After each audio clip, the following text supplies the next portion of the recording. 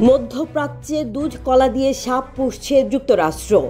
যে সাপের কাজ হলো ফিলিস্তিনে ছবল দেয়া। এবার ইসরায়েলের পেছনে যুক্তরাষ্ট্রের গোপন খরচের তথ্য বেরিয়ে এলো। আপনি কি আন্দাজ করতে পারেন যুক্তরাষ্ট্র ইসরায়েলকে সামরিক সহায়তার জন্য কি পরিমাণ খরচ করে? যুক্তরাষ্ট্র গত 7 অক্টোবর থেকে ইসরায়েলকে সামরিক সহায়তা দেওয়ার জন্য রেকর্ড $17.9 বিলিয়ন ব্যয় করেছে। এই বিপুল পরিমাণ অর্থের পেছনে আসল কারণ কি?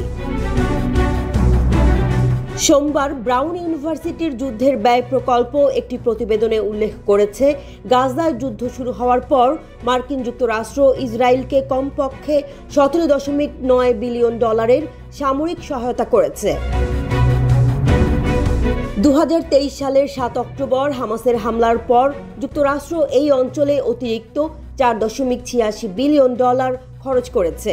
এর মধ্যে রয়েছে ইয়েমেনের হুথিদের বাণিজ্যিক শিপিংয়ে হামলা দমন করার জন্য নৌবাহিনীর নেতৃত্বাধীন অভিযানের খরচ। এখানে প্রশ্ন উঠছে, কেন যুক্তরাষ্ট্র এই পরিমাণ অর্থ ব্যয় করছে? এর পেছনে কি গোপন উদ্দেশ্য রয়েছে? ব্রাউন ইউনিভার্সিটির প্রতিবেদনটি উল্লেখ করেছে, এটি ইসরায়েল এবং মধ্যপ্রাচ্যের অন্যান্য সশস্ত্র গোষ্ঠীগুলির মধ্যে চলমান উত্তেজনার পটভূমিতে ঘটছে। গত সেপ্টেম্বরের শেষের দিকে ইসরায়েল ব্যাপকভাবে হামলা চালানোর পর লেবাননে হিজবুল্লাহ যোদ্ধা এবং বেসামরিক নাগরিকদের মধ্যে অন্তত 1400 জন নিহত হয়েছে। ইসরায়েলের প্রতিশোধমূলক হামলা গাজায় 42,000 মানুষের মৃত্যুর কারণ হয়েছে। হার্ভার্ডের অধ্যাপক লিন্ডা জে বিলমস বলেছেন, এই খরচের বিশ্লেষণ করা জরুরি।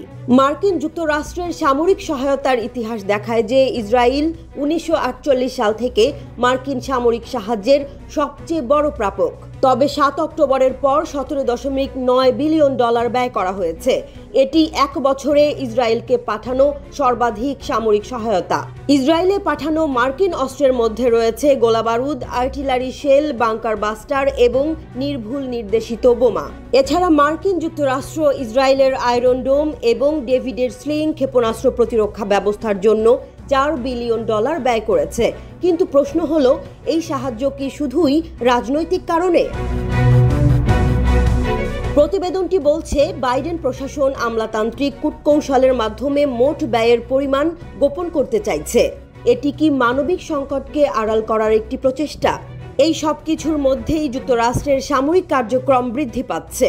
বাইডেন প্রশাসন গাজা ও লেবাননে ইসরায়েলকে সমর্থন করতে চলেছে, কিন্তু এই সামরিক সহায়তা কতটা কার্যকর হবে? মার্কিন সেনাবাহিনী মধ্যপ্রাচ্যে তাদের উপস্থিতি বাড়ানোর পাশাপাশি হুথিদের বিরুদ্ধেও যুদ্ধ শুরু করেছে।